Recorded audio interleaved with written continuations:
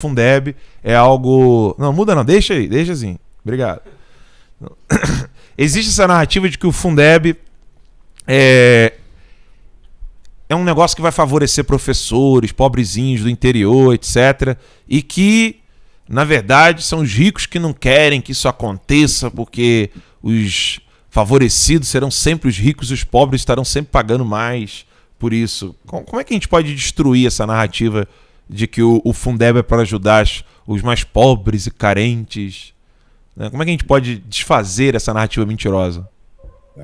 Me permite dar 2 passos para trás só para falar para quem está acompanhando, que talvez não conheça exatamente o que vai ser votado, né? O Fundeb é o principal mecanismo de financiamento da educação pública estatal. Foi criado por uma emenda constitucional, 53, se não me engano, lá em 2006, e vigorou até agora, vigora até o ano de 2020, e ele previa um escalonamento, mas depois que entrou em regime, eu acho que a partir de 2009, ele previa a destinação de um percentual de todos os impostos de estados, municípios, estados, Distrito Federal e municípios, para o fundo, 20% dos impostos e das transferências, do FPE, do FPM, né, do Fundo de Participação dos Estados, Fundo de Participação dos Municípios, para este fundo, que era complementado com recursos da União, 10% do fundo eram recursos da União, e que, por sua vez, depois, essa composição era redistribuída para estados e municípios em um valor per capita para financiar a educação básica, ensino fundamental 1 e 2 e ensino médio, e com uma destinação obrigatória de pelo menos 60% para pagar salários dos servidores da educação pública estatal.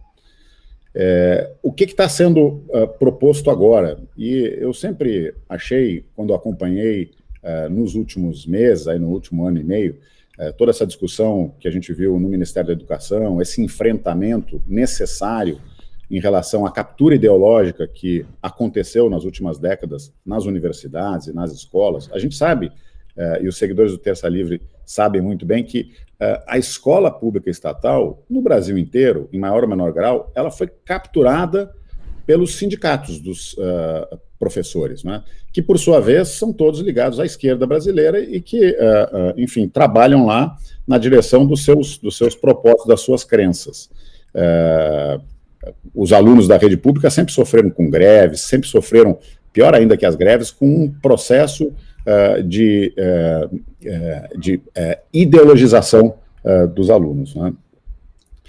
E o Fundeb foi o mecanismo que permitiu isso. Então a gente viu toda uma batalha ali, ideológica para tentar desfazer isso, que vai levar muito tempo. E agora, mas eu sempre estive convencido de que a tarefa principal para que a gente pudesse fazer isso era reformar o Fundeb, que deveria ser, porque seria extinto em 2020, deveria ser renovado neste ano. Então, na minha opinião, o MEC deveria estar envolvido desde o início dessa gestão nesse esforço. Esse projeto, a proposta que talvez seja votada hoje, essa PEC, parece que tem inclusive acordo do governo, a relatora é uma deputada federal do DEM do Tocantins, que já foi secretária de Educação, a professora Dorinha. Uma sindicalista, diga-se de passagem. Sindicalista. E a gente sabe que, de uma maneira geral, o lobby dos servidores públicos é muito forte no Congresso Nacional. Talvez a maior bancada no Congresso Nacional seja a bancada que, de uma forma ou de outra, é ligada aos servidores públicos, né? Maior do que a bancada do agronegócio, maior do que a bancada de qualquer segmento. É a bancada dos servidores públicos. É por isso que é tão difícil fazer, por exemplo, uma reforma administrativa. Se me permite fazer um parêntese nisso aí, claro. Uma vez quando eu entrevistei o Luiz Felipe, né, ele falou aqui com a gente que esse é um tema que a militância precisa levar para a base, tá? Que é o seguinte, o cara é eleito, deputado federal, aí como eu falei aqui, o maior gerador de emprego dos municípios é a prefeitura. Então o cara vira deputado para os servidores públicos. Sempre. E quando você pega o número de servidores públicos no município, no estado e na federação, tem mais gente trabalhando ali do que no mercado de trabalho. Então o deputado ele vai sempre ter uma dívida com os servidores públicos. Então a demanda dos servidores públicos é quem vai determinar o voto dele. Ou seja, o Brasil, o legislativo brasileiro, ele não serve à população, ele serve aos servidores públicos. Mas vai lá. Exato, mas é perfeito, porque eu acho que essa é a essência do problema, né? A grande maioria no Congresso Nacional trabalha para defender os interesses daqueles que os elegeram, e não para defender os interesses da sociedade de uma forma geral. Então, o lobby dos servidores é muito forte, a gente viu isso na discussão da reforma da Previdência. Por que foi tão difícil reformar uma das maiores injustiças que a gente sempre teve no Brasil, né, que criava cidadãos de primeira classe, cidadãos de segunda classe? A gente está vendo isso durante a pandemia.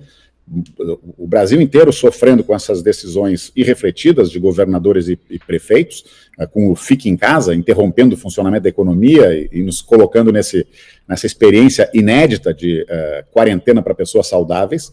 Isto está derrubando a economia, vai promover uma recessão, sem nenhuma dúvida, é inexorável, e só quem não perdeu nada com isso são os servidores públicos, que têm tanto o seu emprego protegido quanto o seu salário, né? O grosso das medidas de auxílio que foram votadas no Congresso Nacional, 60 bilhões para estados e municípios, se destina única e exclusivamente para colocar folha de salários em dia nos estados e municípios que estão enfrentando queda da arrecadação.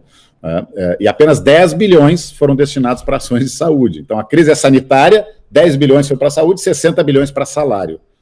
Enquanto as pessoas estão perdendo emprego, estão perdendo renda, e a gente está assistindo aí centenas de milhares de empresas aí que estão fechando as portas. Bom, mas o lobby dos servidores é muito forte e o lobby dos professores é mais forte ainda, muito mais forte. Então, o que está sendo proposto na renovação do Fundeb?